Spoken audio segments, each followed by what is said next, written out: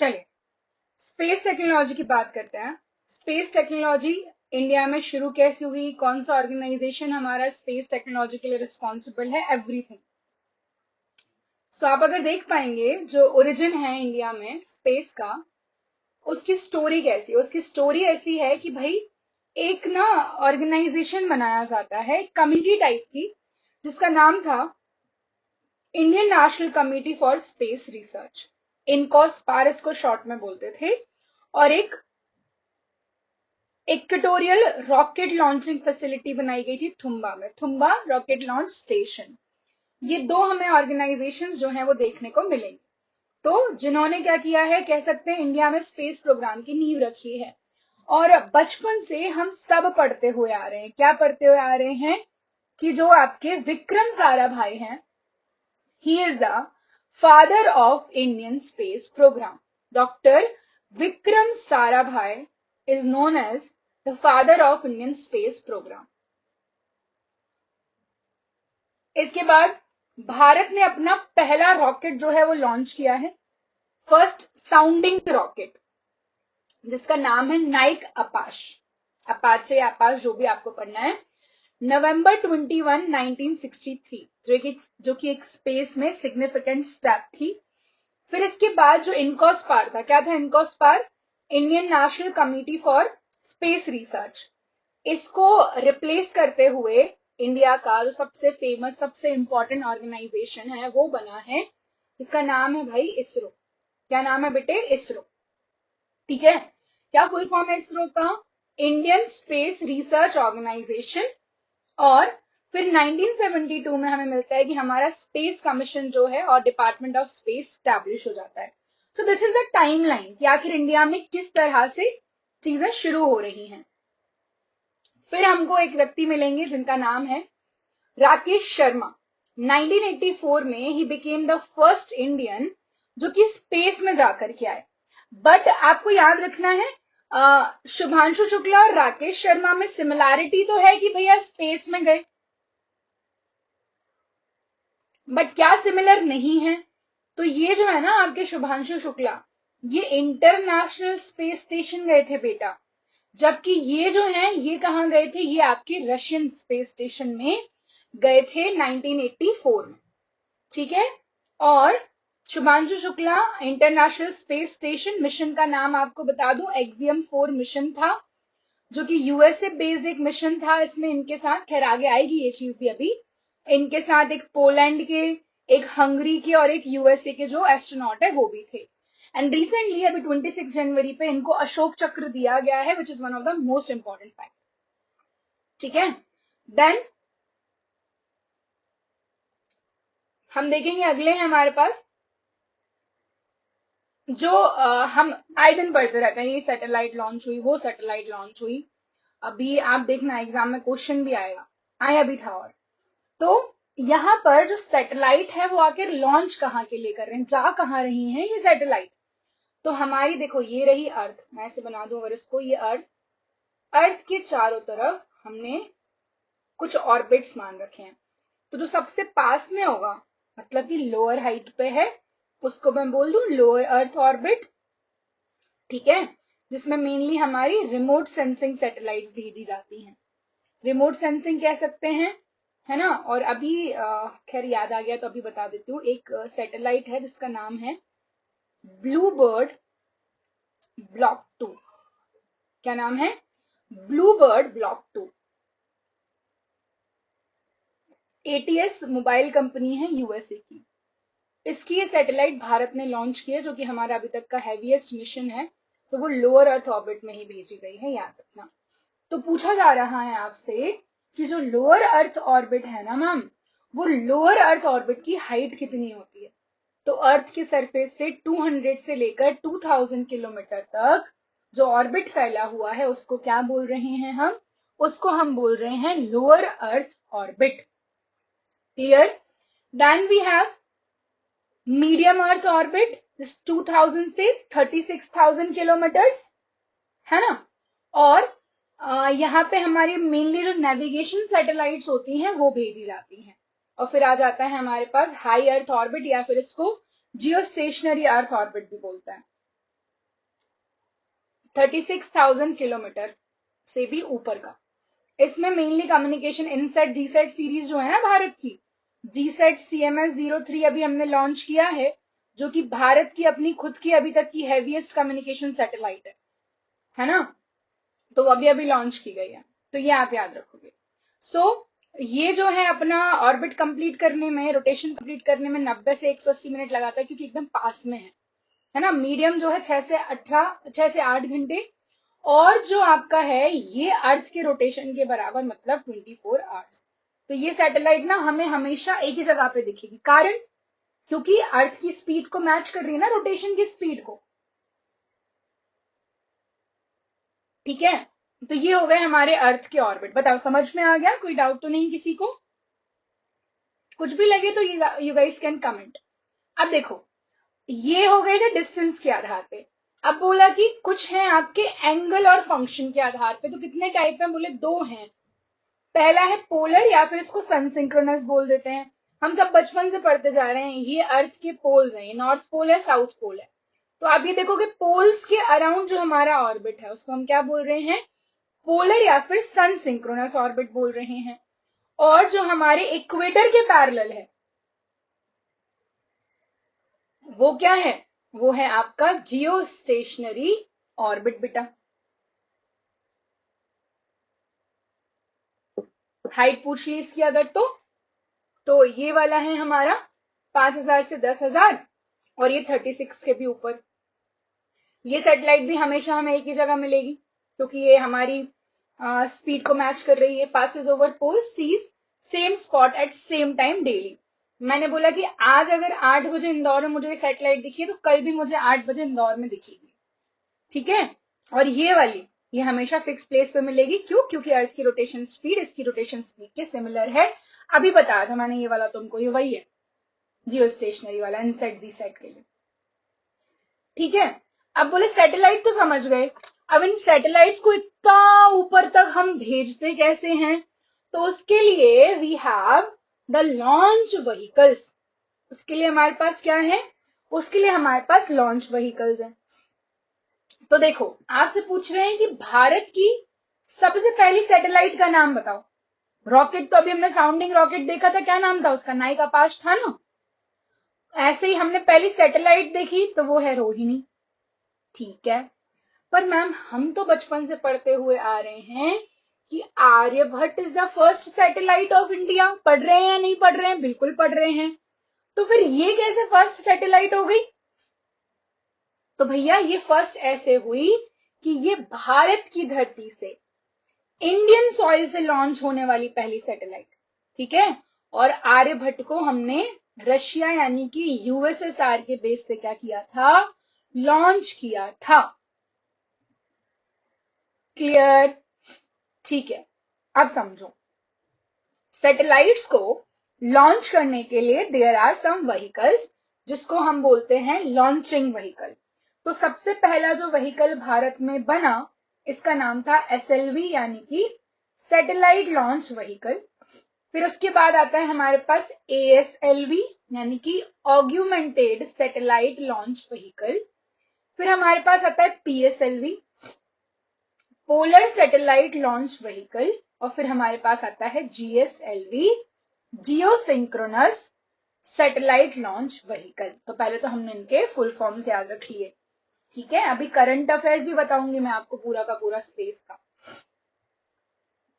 तो भाई सबसे पहले कौन सा आया? SLV। कितने स्टेज थे इसमें? 1 2 3 4 स्टेजेस थे। ठीक है, और इसमें जो फ्यूल है, जो प्रोपेलेंट ये यूज कर रहा था, प्रोपेलेंट बोल लू या फिर फ्यूल बोल लू, ये कैसा था? सॉलिड था, पर बहुत छोटू सा रहा, बहुत छोटी कैपेसिटी थी, 40 किलोग्राम की सैटेलाइट ही ले जा सकता बस। फिर आया ASLV, augmented satellite launch vehicle. 5 stage का है ये। ठीक है, और इसकी कैपेसिटी बढ़ गई, कितनी हो गई? 150 kgs की हो गई। और भैया इसको तो खैर डिसकंटिन्यू कर दिया गया। सबसे सबसे सबसे इंपॉर्टेंट जो हमारे सारे मिशंस में यूज हुआ है वो है आपका PSLV, polar satellite launch vehicle. इसको वर्क हॉर्स बोलते हैं। क्या बोलते हैं? Work horse. 1600 किलोग्राम ले जा सकता है पोलर ऑर्बिट में, और सबसे ज्यादा रिलायबल है, मोस्ट रिलायबल, मोस्ट रिलायबल बेटा, ठीक है। और मोस्ट रिलायबल क्यों बोल रही हूँ, क्योंकि इसका सक्सेस रेट बहुत ज्यादा है, इसका जो सक्सेस रेट है ये बहुत ज्यादा है, ठीक है। इसके बाद हमारे पास आ जाता है जीसैट जो 2001 में आया है, और ये अभी तक का हैवीएस्ट है। इसमें क्रायोजेनिक का यूज किया जा रहा है। क्रायोजेनिक क्या होता है बेटे, जहां पे फ्यूल को बहुत ठंडा फ्यूल यूज किया जाता है, माइनस टेम्परेचर का, liquid oxygen and liquid hydrogen, उसको हम बोलते हैं क्रायोजेनिक। और ये हमारे कौन से ऑर्बिट में जा रहा है, जियोस्टेशनरी ऑर्बिट में जा रहा है, ठीक है। ये 2001 में आया था, ये 1993 में आया था। ये आपका, इनके नहीं भी याद रखे तो चल जाएगा हमारा काम। अब हम देखते हैं कि पीएसएलवी और जीएसएलवी बताओ जरा। तो भैया इंडिया के बड़े इंपॉर्टेंट मिशन हैं चंद्रयान और मंगलयान, ये जो हैं आपके पीएसएलवी से लॉन्च किए गए हैं। इसमें फर्स्ट और थर्ड जो है वो हमें लिक्विड मिल जाएगा, fuel propellant, first stage and third stage, और सेकेंड और फोर्थ कैसी मिलेगी, सॉलिड मिलेगी। वेयर जो हमारा जीएसएलवी है, इसमें हमें अपर मिलेगा क्रायोजेनिक, मिडिल मिलेगा लिक्विड, और फिर मिलेगा सॉलिड, 3 स्टेजेस है। और क्रायो का मतलब extremely low temperature, liquid hydrogen at -253 degree Celsius और liquid oxygen at -183 degree Celsius. तो ऐसे हमें इसको डिजाइन किया, और इसको बाहुबली बोलते हैं। जीएसएलवी Mark 3 जो है ना बेटे, इसको बाहुबली 3 कहा जाता है, ठीक है। और एलवीएम, इसका एक और नाम क्या है, एलवीएम Mark 2 या एलवीएम Mark 3। एलवीएम भी जीएसएलवी को ही बोल रहे हैं, ऐसा याद रख लेना। और बड़ी भारी कैपेसिटी है, 400 किलोग्राम तक, 4000 किलोग्राम तक ले जा सकता है, ठीक है। तो अब ये रॉकेट लॉन्च किसको कर रहे हैं मैम, तो ये रॉकेट्स तो सैटेलाइट्स को लॉन्च कर रहे हैं ना। तो ये सैटेलाइट्स कितने टाइप की होती है जरा ये बता दो। तो मैंने बोला एक होती है कम्युनिकेशन, जिसके थ्रू आप और मैं भी कम्युनिकेट कर पा रहे हैं, यानी कि इंटरनेट सर्विस प्रोवाइड करने वाली 4G 5G 3G, ठीक है। एक होती है रिमोट सेंसिंग, अर्थ को ऑब्जर्व करने वाली। एक होती है नेविगेशन, जो हम गूगल मैप्स हो गया। फिर एक होती है साइंटिफिक, जिससे हमें पता चल रहा है आज कहाँ कैसा वेदर है, कहाँ बारिश हो रही है, ये सब कुछ, ठीक है। अब नेविगेशन सिस्टम जो है ना, तो वर्ल्ड में बड़े सारे अलग अलग नेविगेशन सिस्टम है। जैसे कि जो जीपीएस हम जिसको बोलते हैं, हमारा नहीं है बेटा, किसका है, नेवस्टार का है। किसका है, नेवस्टार का है, ठीक है। मतलब जो नेवस्टार जीपीएस किसका है, सॉरी जीपीएस का एक और नाम नेवस्टार है, किसका है, ये यूएसए का है, हमारा नहीं है। यूरोप का गैलीलियो, रशिया का ग्लोनास, चाइना का बेडू, जापान का QZSS, इंडिया का नाविक का पुराना नाम था IRNS, Indian regional navigation system satellite, but हमने इसका नाम चेंज कर दिया है, इट इज नाउ नाविक नेविगेशन विद इंडियन कॉन्स्टिलेशन। तो ये आपको सारे याद रखने हैं, किस कंट्री का कौन सा रिमोट ये नेविगेशन सैटेलाइट है वो, ठीक है। फिर एक होता है GIS, ज्योग्राफिकल इंफॉर्मेशन सिस्टम, जो कि मैपिंग जो हम यूज कर रहे हैं नेविगेशन, उसके लिए GIS इंपॉर्टेंट है। और यहाँ पर युक्त धारा पोर्टल हमने लॉन्च किया है, मनरेगा की प्लानिंग में यूज कर रहे हैं जिसको हम। फिर भैया भारत के जान लेते हैं जरा, कि भारत की पहली सैटेलाइट कौन सी थी। तो भारत की पहली सैटेलाइट आर्यभट्ट थी, बट हमने लॉन्च नहीं किया, यूएसएसआर ने लॉन्च किया था। बट अब तो भारत दुनिया में दूसरे देशों के मिशन लॉन्च करने वाले नंबर में बहुत हाईएस्ट रैंकिंग पे पहुंच चुका है। फिर हमारे पास है रोहिणी, जो कि हमारा अपना खुद का हमारी सॉइल से लॉन्च था। और एप्पल हमारी फर्स्ट कम्युनिकेशन सैटेलाइट है, ठीक है। फिर हमने कुछ इंपॉर्टेंट मिशन लॉन्च किए हैं, जैसे चंद्रयान 1 2008 में, जिसने मून पे वाटर फाउंड किया, PSLV C11। चंद्रयान 2 ऑर्बिटर तक तो सक्सेस हो गई थी, पर जो लैंडर था उसने अपना जो कांटेक्ट है वो लॉस कर दिया था, GSLV Mark 3 से इसको लॉन्च किया। और चंद्रयान 3 साउथ पोल लैंडिंग, और साउथ पोल पर लैंड करने वाला पहला देश दुनिया का बना है भारत। 13 अगस्त को लैंड किया था, इसलिए 13 अगस्त को हम क्या मनाते हैं, कौन बताएगा, हम मनाते हैं नेशनल स्पेस डे, ठीक है। GSLV Mark 3 से ही इसको लॉन्च किया गया है। Then we have the Mangalyaan, 5 नवंबर 2013 में लॉन्च किया गया है C-25।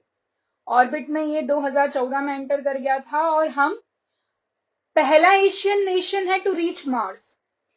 पहली ही बार में मार्स पर पहुंचने वाले हम पहला देश है दुनिया का।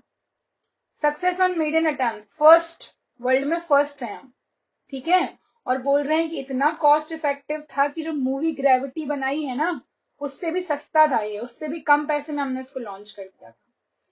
फिर हमारे पास है राकेश शर्मा, फर्स्ट इंडियन जो स्पेस में जाकर के आए 1984 में।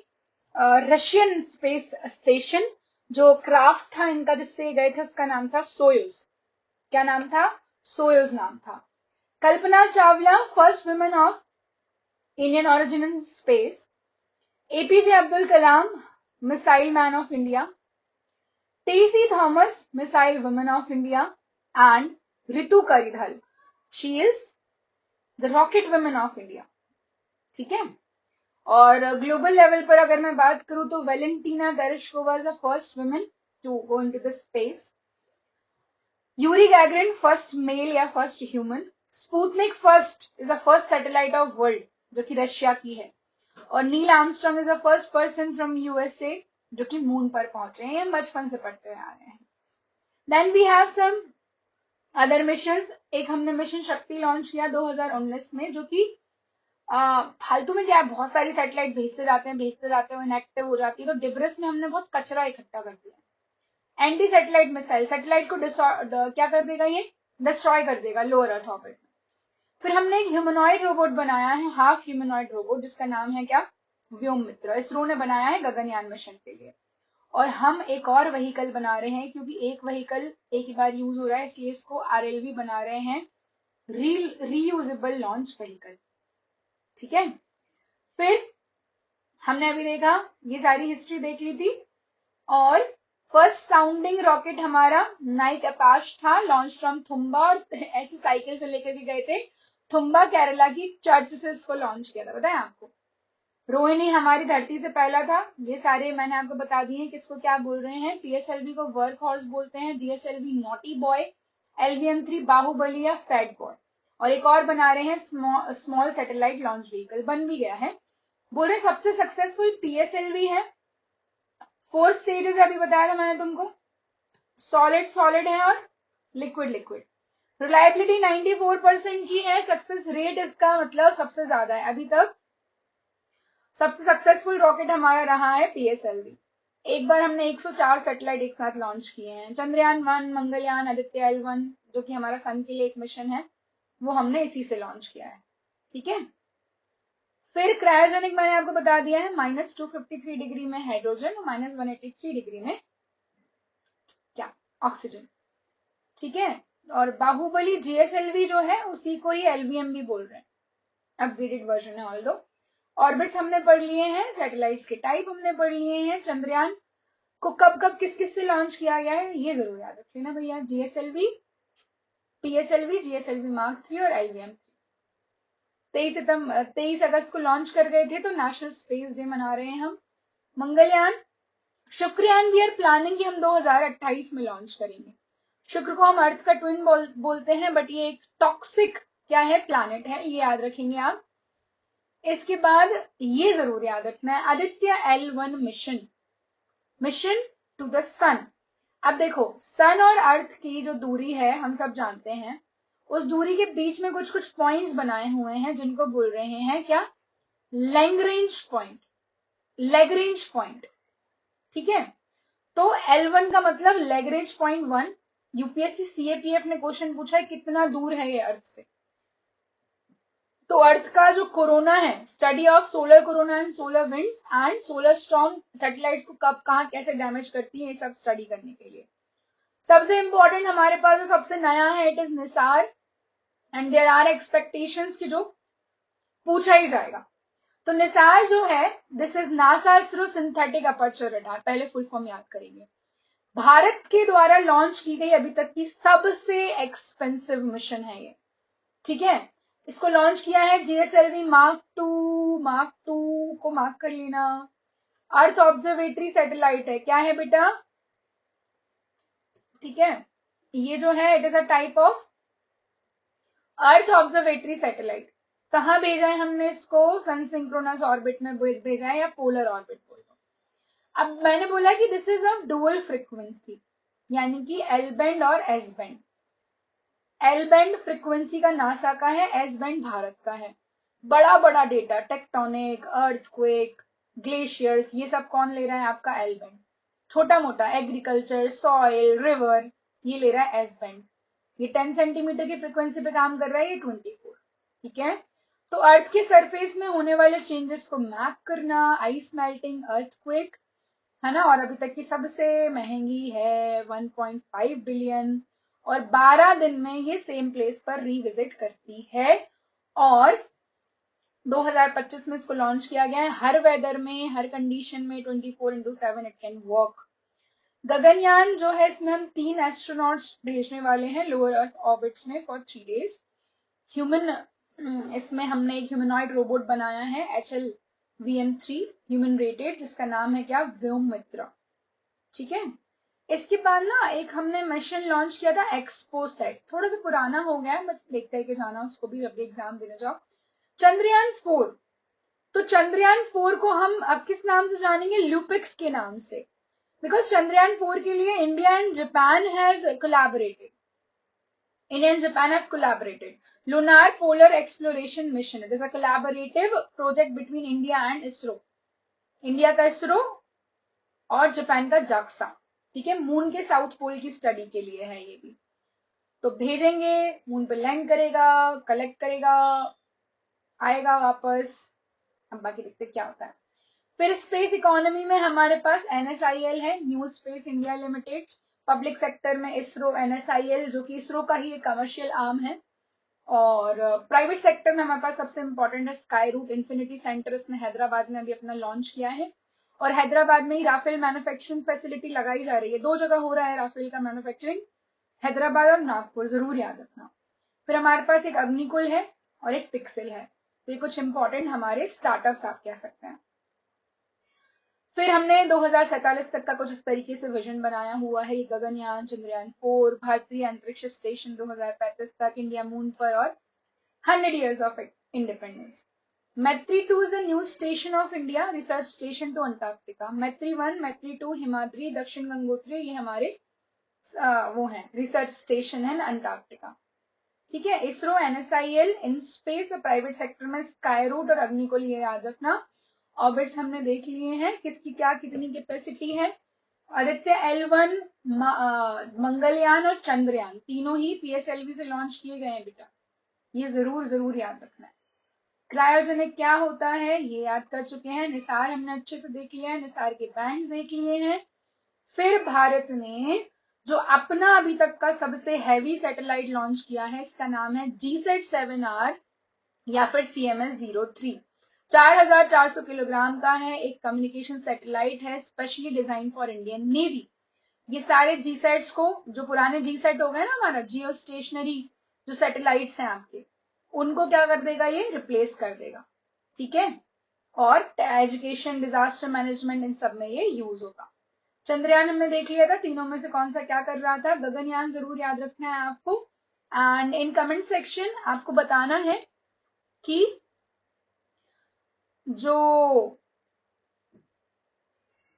गगनयान मिशन में जाने वाले क्रू मेंबर्स हैं वो कौन कौन से हैं। ठीक है, cryogenic, payload, transponder, docking, remote sensing. ये डॉकिंग वाला स्पेडएक्स मिशन याद रखना, हमने 2 छोटी छोटी सैटेलाइट भेज करके देखी थी कि स्पेस में जाकर के डॉक हो रही है या नहीं, है ना। बाकी हमने देख लिया इसरो कब बना, नेचुरल सैटेलाइट, आर्टिफिशियल सैटेलाइट, हमारे सारे ऑर्बिट्स देख लिए, सैटेलाइट्स के टाइप देख लिए, लॉन्चिंग व्हीकल देख लिए, हमारा रोड मैप क्या है। चंद्रयान जो है उसका हम चंद्रयान 4 को ल्यूपेक्स बोल रहे हैं। मंगलयान C-25 से लॉन्च किया था। आदित्य L1 PSLV से ही लॉन्च हुआ है। ठीक है, व्योममित्र गगनयान के लिए हमने बनाया है, और ये सारे लोग जिनको अलग अलग टाइटल्स दिए गए हैं, राइट। और पहला जो हमने नाइक अपाच लॉन्च किया था, साइकिल से लेकर के गए थे हम, केरला की चर्च से इसको हमने लॉन्च किया है, और आज भारत से इस पे इतना कुछ अचीव कर चुका है। ठीक है, सेंट मैरी चर्च थी जो कि फर्स्ट ऑफिस रहा है हमारा। वर्कशॉप, लेबोरेटरी, सबकी तरह यही काम करता था। First sounding rocket Nike Apache यहाँ से लॉन्च हुआ। We really did transport rocket, और रॉकेट के जो पार्ट्स थे on bicycle. This is literally a true story. ठीक है, और भारत का जो पहला था दैट वाज आर्यभट्ट, और भारत से जो पहला था दैट वाज रोहिणी। ये आपको याद रखना है। ठीक है, इसके बाद यहां पर दो इसरो के मिशन अभी रिसेंट टाइम में फेल हो चुके हैं। एक है C61 और एक है C62। इसका नाम था अन्वेषा। ये दोनों ही अर्थ ऑब्जर्वेटरी सैटेलाइट थी। स्टेज 3 ऑब्जर्वेशन में ये फेल हो गया है, ये भी स्टेज 3 में ही फेल हो गया है। ठीक है, तो ये याद रखना है। मून के सारे पढ़ लिए, मंगलयान पढ़ लिया, सन का पढ़ लिया हमने, आदित्य L1। एक्सपोसेट